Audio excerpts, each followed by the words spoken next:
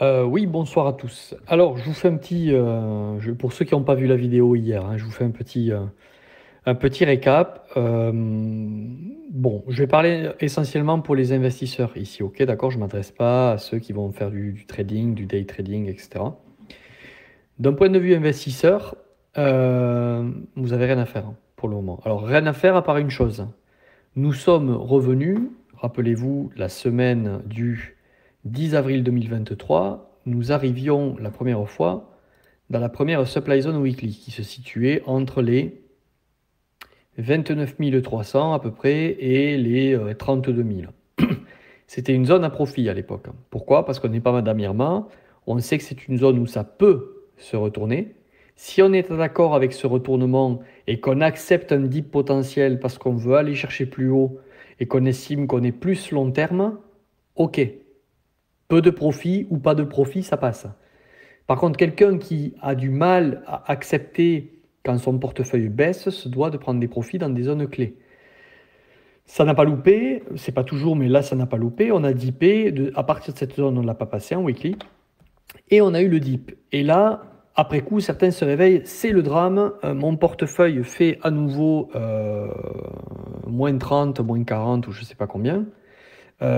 Finalement, je suis pas content, j'aurais dû prendre des profits. Et en fait, le souci, c'est ça, la constatation après. En gros, on arrive dans un endroit, on met une noix entre les fesses, on serre les fesses et on espère que ça aille dans le bon sens. Et c'est ça qu'il faut pas. Il faut surtout pas ça. Il faut se dire, il faut savoir dans quel camp on est, c'est-à-dire dans le camp de celui qui a du mal à supporter les dips ou dans le camp dans celui qui a du mal à voir le marché partir quand il a vendu. Ok. Et en fonction, on doit choisir son camp et accepter le dip potentiel par rapport à la tendance qu'on est en train de vivre. Ok. Donc c'est un peu réécouter ce message, mais vous avez compris la noix entre les fesses. Le dip est arrivé et là, on est maintenant revenu dans une zone pour l'investisseur où on revient dans la même supply zone, on ne l'a toujours pas passé, on est, si vous voulez, sur une résistance. C'est pas ici, dans une tendance haussière, qu'on va se poser la question normalement d'acheter. Ok. Je ne vous dis pas que ça ne va pas aller plus haut, nul ne le sait. Je vous dis juste que dans cette zone, le dip est à nouveau possible, ou même peut-être la fin du bull market weekly. Pas monthly, on serait dans un retracement monthly si on chutait à partir d'ici. Mais la fin du bull weekly est peut-être prête, est peut-être là. C'est-à-dire un retour sous les 24 886 qui est notre dernier bottom. Si on vient clôturer en dessous en weekly, la fête est finie en weekly. Donc ça veut dire que le marché va prendre son temps, maturer, peut-être poser un bottom plus bas, aux alentours des 20, 18, pour nous faire un double bottom monthly et ensuite jusqu'au halving 2024 et pourquoi pas un nouveau bull. Si tu n'as pas envie d'accepter cette baisse potentielle et que tu es dans un espoir du style ouais mais ça va quand même pas baisser maintenant à nouveau. Si tu es dans ce délire-là, euh, je ne peux pas te conseiller parce que je ne suis pas conseiller financier. Je te dis juste prends des profits. Ok. C'est la deuxième opportunité que tu as. Oui, les altcoins ne sont peut-être pas revenus à hauteur de ce que tu espérais, etc. Sauf que c'est pas à toi à imposer au marché de rattraper les bêtises que tu as faites. C'est à toi à prendre ce que le marché est prêt à te donner. Et des fois, il vaut mieux prendre un petit peu de sa bêtise que vouloir totalement la réparer. Ok. Donc si ça te fait mal au ventre de vendre en USDT, pardon, la BTC dominance étant ce qu'elle est, c'est-à-dire elle est boule, elle est repartie à la hausse, vend peut-être en BTC. Vendre en BTC, c'est si on dip et qu'on revient sur les 23 000, sur le BTC, à la limite, c'est un dip de 25% sur ton wallet. Euh, Dans une zone où le risque récompense normalement sur le long terme, le BTC est plus proche d'un bottom que d'un top. Donc c'est OK d'accepter des variations de prix sur Bitcoin tant qu'on est sous les 30 000 si vous voulez, puisque c'est une zone normalement où c'est le bottom, et si tu es moyen long terme, normalement, tu es en accord de subir cette variation.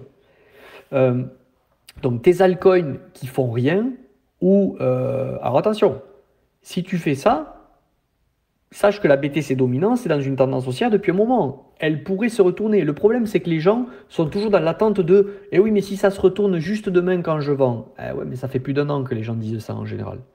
Donc, à un certain moment, il faut décider rationnellement. La BTC dominante, c'est bullish pour l'instant. Elle est repartie à la hausse. Alors, oui, dans sa hausse, elle est maintenant plus proche d'un top que d'un dip. Donc, ce n'est pas le plus opportun de le faire là, parce que si la BTC dominance dip, ça voudrait dire que les altcoins rattraperaient un peu le dernier pump de BTC là, d'il y a 15 jours, à partir d'il y a 15 jours. Désolé, hein, des fois j'ai des erreurs de langage. Voilà, je voulais vous sensibiliser surtout sur ça. Sinon, est-ce que je dois acheter en ce moment des alts, du BTC ou quoi que ce soit? Je ne suis pas conseillé, donc fais ce que tu veux. Ce que je peux te dire, c'est que si tu achètes ici, si ça passe, bravo. Si ça passe pas et que ça revient au minimum au 26 009, c'est la dégringolada de tes positions que tu vas acheter aujourd'hui. Es-tu prêt à le vivre? Moi, j'essaie de ne pas raisonner dans et si ça passe, et si. Non, non. Si ça revient dans un endroit où potentiellement le risk-reward est bon, j'y vais. Si ça ne revient pas dans un endroit et que ça part sans moi, je préfère laisser partir le trade sans moi parce que le risque que ça dip juste quand je rentre est trop important.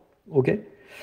Donc voilà, supply zone, résistance, une clôture au-dessus de l'ancien top, c'est-à-dire au-dessus des, ça dépend des exchanges, des 31 000, la 0,20, 0,30, 0,40, 31 000 quoi, serait une continuation haussière au weekly.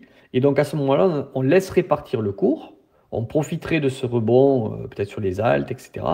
Et le prochain dip serait une opportunité pour peut-être recharger ce que vous voulez. OK?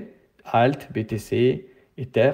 Sauf que là, pour moi, BTC, dès lors qu'on est passé maintenant sur le 618 long terme, au-dessus du 28 695, je trouve on sort d'un état d'investissement où le RR est bon. Voilà. Après, chacun fait ce qu'il veut. Si toi, tu penses BTC, tu penses crypto, on est quand même encore, dès lors que tu en acceptes la volatilité, si on revenait aux 17 000, on est encore dans des zones où on n'est pas des poulets sans tête, quoi. OK?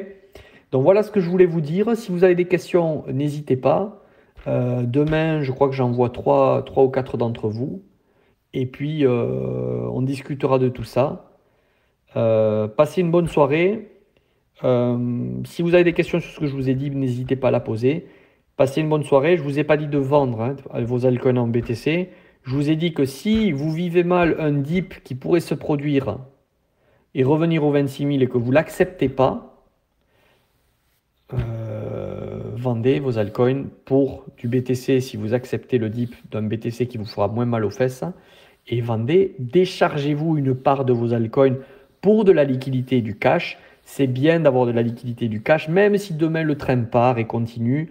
C'était peut-être le prix à payer pour enfin vous offrir une tranquillité dans le marché. Ok? C'est pas grave d'encaisser des perdants des fois. Ceux qui ont l'espoir de revenir toujours à break-even souffrent pendant 1 an et demi. Et le jour où le bull market va reprendre, vous allez tellement prendre d'opium et de dopamine que vous allez réitérer les mêmes erreurs. Donc c'est bien d'avoir toujours une part de cash parce qu'un dip peut toujours arriver. Et si vous vendez des alts aujourd'hui pour vous délester un peu, parce que ça n'a pas de sens d'avoir encore des alts en portefeuille qui plus est sont dégueulasses contre Bitcoin et même contre Ether, décidez une bonne fois pour toutes ces alts peut-être de les dégager. Ok? Alors, si vous les dégagez aujourd'hui, je clôture sur ça, en BTC par exemple, sachez que là on est sur un top de la BTC dominance potentielle dans sa tendance haussière. Donc peut-être que demain, après-demain, après ce pump là que BTC nous a fait les 2 dernières semaines, BTC va rendre du lest, les alts vont rebondir. Donc le faire peut-être aujourd'hui, c'est le faire avant que les alts rattrapent un peu par latence ce qu'a fait BTC depuis 15 jours. Mais sur ce pump des alts, là, si on a un rebond, j'allais dire je vous en prie, mais faites ce que vous voulez. Profitez d'un pump des alts qui surperformerait peut-être BTC 2, 3, 4 jours pour enfin vous repondérer rationnellement en BTC, surtout sur les alts qui ont une gueule dégueulasse contre Bitcoin, c'est-à-dire qui sont bearish, qui font des hauts de plus en plus bas et des bas de plus en plus bas d'un point de vue investisseur weekly. Ok? Allez, j'ai peut-être fait des coquilles dans ce que je vous ai dit. Ça m'arrive, hein, je suis qu'un homme. Ok. Allez, bonne soirée à tous. Et puis pour les one-one et les groupes, je vous dis à plus. Bye. Mis à part cela, je ne veux pas vous laisser comme ça. Je vous dis pas que ça va cracher. Je vous dis juste que si vous n'acceptez pas un dip, profitez-en dans cette zone rationnelle de prendre des TP. Voilà, c'est tout ce que je voulais vous dire. Après, tout va bien dans le meilleur des mondes. Hein. J'ai oublié de le dire hier dans la vidéo, mais what else, quoi. On est haussier, je vous dis qu'on est haussier depuis après l'affaire FTX. Et entre-temps, d'un point de vue weekly, celui qui normalement gère bien sa pondération, n'achète pas comme un poulet sans tête les tops en espérant que ça continue et qui attend chaque fois sagement un retracement, un dip, qui n'achète pas le bottom parfait, mais qui au moins attend que le marché est un peu retracé avant de s'exposer à certains alts qui sont forts contre BTC. Tout va bien en fait, hein. Vous vous rendez compte, j'en parlais là avec 2-3 personnes cette semaine. Vous vous rendez compte, un martien qui arrive ici, qui ne connaît pas la news, qui ne sait pas ce qui s'est passé ces derniers temps, les faillites, la SEC, Binance, FTX, tout ça. Il regarde le graphique bête et méchant, il dirait, ben quoi, c'est un graphique bullish ça, pas de souci quoi. En monthly, on a ravalé, en weekly, on a une belle tendance haussière, il y a tout qui va bien. C'est là que vous vous rendez compte l'énergie que vous avez cramée. Certains, hein, pas tous, je sais pas, d'ailleurs, je sais pas ce que vous faites moi la journée, je vous regarde pas, je suis pas avec vous tout le temps. Est-ce que ça vaut le coup, sincèrement, si vous le faites, hein, Moi, je le fais pas trop. Bon, vous le savez, d'ailleurs, je suis des fois mal vu à cause de ça. Du style, putain, mais le mec, il investit, il trade et tout, il regarde pas la news, il regarde même pas un peu Powell, ce qu'il dit. Ben non, je m'en bats les couilles, complètement. Pour l'instant, ça m'a bien servi quand même depuis l'affaire FTX. Je veux dire, je vous ai pas raconté que des conneries quand même dans ce que je vous ai dit. Euh, Est-ce que vous pensez que le risque récompense de vous intéresser à toutes ces news, d'être sur les réseaux, en valait la peine? Tous les bottoms, c'était des affaires de merde. Tous les tops, c'est quand ça va mieux. Tous les bottoms étaient difficiles à acheter parce que la news vous pollue la tête. Mais si la news, vous ne la connaissez pas, vous avez un peu moins de mal à l'acheter le bottom. Imaginez, vous êtes complètement hermétique, vous agissez rationnellement, la tendance est haussière, ok, on a retracé, on est proche de l'ancien bottom de tendance. Donc, ok, bah, on est proche du bottom, puisque la tendance est haussière en weekly, au plus je m'approche du bottom, en plus le RR est bon d'acheter, allez, je remets une petite bille. Ok. Sauf que là, ce qui vous a immobilisé, pour certains, c'était les affaires. Binance et CZ et la SEC et la régulation, et comme par hasard, BlackRock, là, comme par magie, comme s'ils n'y pensaient pas avant, et comme si la SEC n'était pas au courant que BlackRock allait se poser la question de lancer un trust pour un ETF.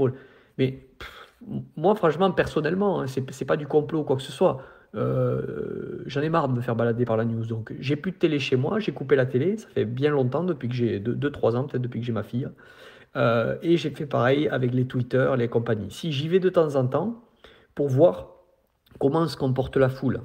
Donc vous faites ce que vous voulez, mais je vous encourage à utiliser les réseaux, non pas comme un puits pour apprendre à décider, mais plus comme une ouverture sur la basse-cour, quoi. Du style, bon, qu'est-ce que font j'allais dire les tichons, c'était un mot que j'avais quand j'étais au collège et au lycée avec des amis. Qu'est-ce que font les poulets sans tête? Est-ce que ça court? Est-ce que ça crie? Est-ce que ça lève les bras en l'air? Est-ce que c'est confiant? Ça serre le poing? Est-ce que vous avez des vidéos, là, vous savez, en mode gladiateur, ouais, Bitcoin incassable, BlackRock qui rentre à la... Voilà. Quand vous voyez ça, c'est que bien souvent, on est sur des tops de tendance. Donc, je voulais juste vous dire ça. Je vous appelle pas au crash, là, hein. Je vous appelle au fait que c'est boule. Mais est-ce que vous n'êtes pas un peu épuisé déjà? Parce que je le vois que c'est calme dans le groupe, ça bronche plus trop.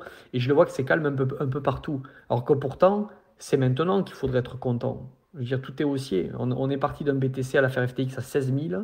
On est arrivé aux 31 000 avec tout ce qui s'est passé comme news dégueulasse. Euh, donc au final, est-ce que pour la santé mentale, il valait mieux pas être un peu en dehors de tout ça? Est-ce qu'il valait mieux pas être en dehors de ces news-là pour décider un peu plus rationnellement? Donc je veux pas que vous deveniez des ours comme moi. Continuez. Ce que je veux vous dire, c'est que si vous cherchez le Graal et le bon coup, la manière d'agir dans la news qui tombe pour agir à court terme, je n'ai pas la science infuse, donc je ne peux pas dire où vous allez aller au casse-pipe parce que j'en sais rien. Mais en tout cas, moi, ça m'a jamais trop réussi. Et ça me réussit beaucoup plus depuis que je me coupe de tout ça. Et je pense que c'est lié au fait que le marché est un jeu à somme nulle. Et que si moi je suis un gros, quand tous les petits, il devient évident pour eux de vendre, je suis obligé d'acheter. Parce que sinon, j'achèterai jamais. Et si je suis un gros et quand pour tous les petits, il devient évident d'acheter parce que BlackRock, parce que si, parce qu'il ne peut plus rien nous arriver, eh bien, malheureusement, je vais être obligé de vendre quand tout le monde veut acheter. Parce que si je continue à acheter quand tout le monde achète, potentiellement, j'aurai, lorsque je voudrais vendre plus haut, je vais me retrouver avec tous les petits qui voudront vendre en même temps que moi potentiellement. Voilà. Donc je vous laisse aussi réfléchir sur ça. Mesurer depuis ces 8, 10, 14, 15, je sais pas, depuis novembre, l'affaire FTX. Est-ce que dans vos décisions, ça vous a énormément servi? Et est-ce que vous en tirez plus un bénéfice que des conneries? Et est-ce que vous en tirez plus une joie qu'une fatigue mentale d'avoir été collé aux réseaux sociaux si vous y êtes? Ok? Voilà, moi j'essaie de me rendre hermétique à tout ça. C'est difficile, je le sais, sinon, si on est un peu sensible et tout, ça peut vite, si on est un peu émotionnel. Je le suis au fond, mais je me connais moi maintenant. Donc c'est pour ça que je me coupe à tout ça. Euh, je vous encouragerai aussi, en plein bull market quand on y sera, pour ceux qui n'en ont pas vécu, d'éviter de vous hyper et de danser devant des musiques de Avicii sur Twitter, parce que c'est la fête. Ok, il faudra garder la tête froide dans ces moments-là. Allez, bonne soirée à tous, bye.